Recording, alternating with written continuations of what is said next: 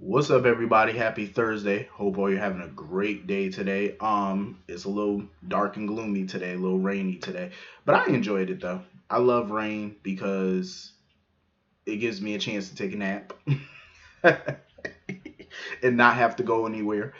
But I love the rain though. It's calming to an extent. Um, so anyway, getting into this episode of GH.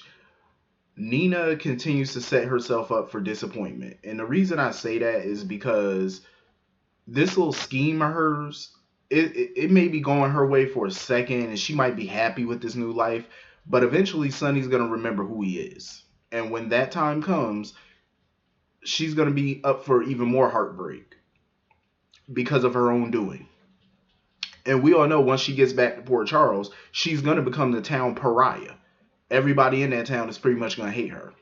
Only person I could see being friends with her is probably Ava, and that's a big maybe because as much as Ava and Sonny don't really care for each other, they do share a child together, and because of Nina, that child lost out on some good moments with her dad. You know, her dad was thought to be dead, so that may affect Nina and Ava's friendship.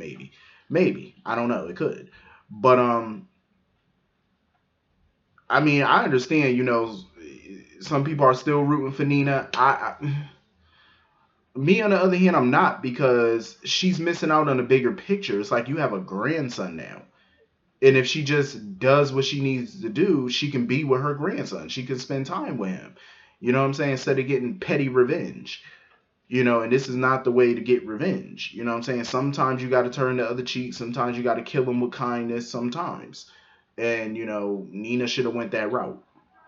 Because this right here is only going to bring more harm to her. That's all it's going to do. It's just going to bring more heartbreak. Sonny is definitely on to Elijah. Sonny called up his old job pretending like he was hiring Elijah and he needed to know about his work ethic and all that. You know how jobs call your old job and stuff like that. And Elijah's old company said that he was fired from the company for embezzling, but he was never convicted of it. So I said, he's shady. Well, we already knew that. And Sonny continued to put Elijah on notice that he thinks he's a snake. And Elijah just kind of smirked and walked away, like he had a smile on his face and walked away. See, that's the type of person we already know Elijah is going to be a problem. Sonny better watch his back. Because the way Elijah just was smiling and walked away, that goes to show he's not phased. Like, he's not easily phased. And he's going to be a slick one. Oh, he's definitely going to bring the drama. And I'm kind of here for it a little bit. Just a smidge, just a little bit, even though I'm ready for this storyline to be over with. But you know what? Watching Nina and Sonny at the Tano is like watching a whole different show. It's like they're in a bubble. Like they're in a whole new show and everybody else is over here still on General Hospital, but they got their own shit. Yeah, it kind of feels like a spinoff in a way. Or just something completely new. You know what I mean? Like it's crazy.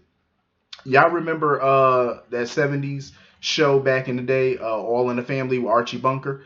And then after the show ended, I think back in 1979 or something like that, they had a spinoff called Archie Bunker's Place.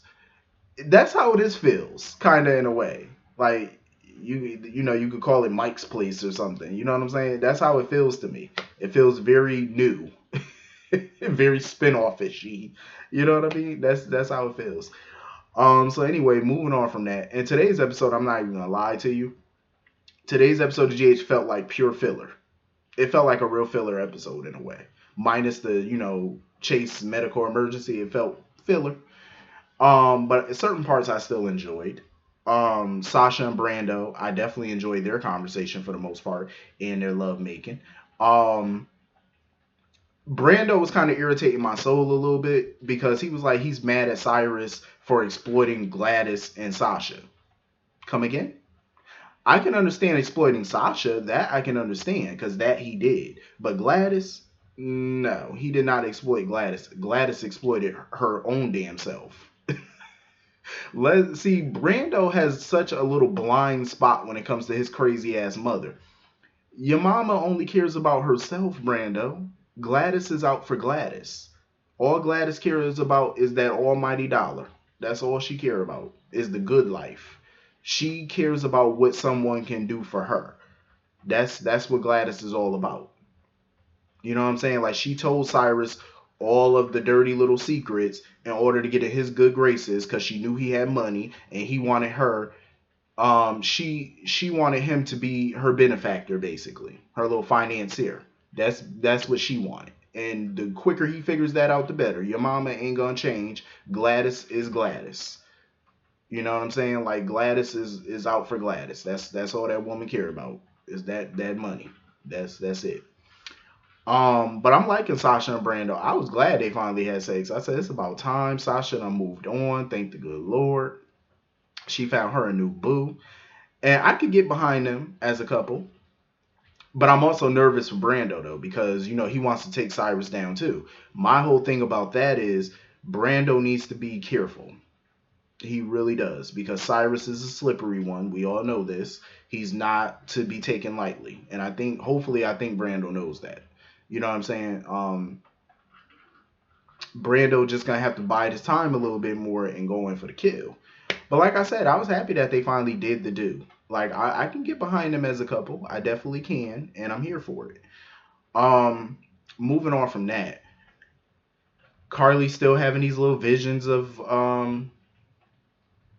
Sonny or whatnot. She's still trying to wrap her head around all this, and she got a lot on her plate these days. Jax is not making anything better by coming over there bringing up the whole Nina Wiley situation, because clearly Carly doesn't want to. She don't want to think about that shit right now. She don't. She got way too much on her plate to be thinking about Nina, even though she should be thinking about Nina if she knew what we knew. But I'm just saying, because Jax, he always hated the fact that Carly always put Jason and Sonny first all the time. He always hated that, and he hates it now. Like he feels like Jax feels like Jason's a big boy. He could take care of himself. Carly needs to focus on Carly. She needs to focus on her kids. I do agree with that. That I do agree to an extent. But Jason has been there for Carly a bunch of times. So Carly feels that she needs to be there for him now as a friend. You know what I'm saying? I can see her point of view on that one. But she can't lose sight of her kids either, because that is her priority. Um, but Jax accidentally let it slip that Jocelyn was waitlisted at the college that she wanted to go to. And Carly, she was a little upset that Jocelyn didn't tell her about all this. I understand Jocelyn wanting to go to that school. You know what I mean? For various reasons. For one, they got the best volleyball team, but PCU, even though they probably have a decent volleyball team, I'm pretty sure Jocelyn can go there and kick ass on the volleyball, team, and raise up their profile, their reputation. You know what I'm saying? I think she could do that. Um, and I also understand her reasonings for wanting to just get some distance from Port Charles. There's been a lot of drama, a lot of death, so I can understand. She just wants some time away. I can totally understand that. And she still doesn't know what to do about Cameron, and how their friendship is going to make it. You know what I mean? Because Cameron is going through all this grief right now. He's still blaming Jason. He's on the warpath. She doesn't know how to get through to him. I get that, but you know what? It's going to take time. Sometimes running away from your problems is not the answer. And I feel like Jocelyn should stay for a little bit. You know what I mean? And sort things out in that town. Sort things out at home first.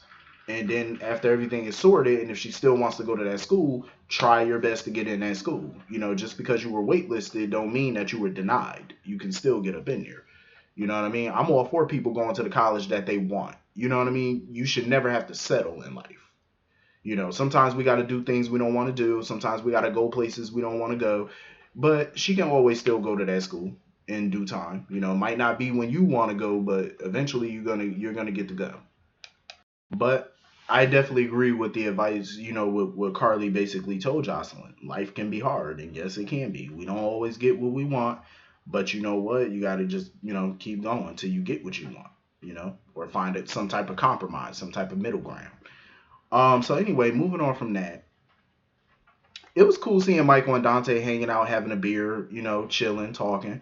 I'm definitely here for Dante going back to the PCPD if that's what he wants to do. But I could also see Dante doing something else, like maybe him and Sam could team up now and be private investigators together. I think that would be a new good career change for him, because that way he doesn't have to deal with all the police red tape in a case. You know what I mean? Like, and I think PI work can be exciting. You know, it can be just as exciting as wearing a badge, you know, and working out of a precinct. I think it could be just as, you know, exhilarating. But whatever Dante chooses to do, I'm cool with it. You know, there's nothing wrong with a new career change and trying something new. We all do it. You know, there's nothing wrong with it. Um, you know, you just got to throw shit to the wall and see what sticks. You know, nothing wrong with that one. Um, I kind of feel bad for Michael in a way because I know he's excited about him and Willow getting together and being real with each other, but I don't think that's gonna happen because, well, at least not right now, because Willow's gonna be put in a tight space. Jackie already basically, you know, told her how happy she was that Chase and Willow were together again, and now Gregory's doing the same thing.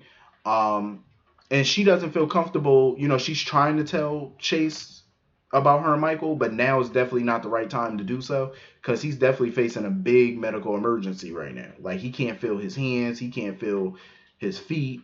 Like that poison that Peter got him on is fucking up his body right about now, and they're trying to get to the bottom of it.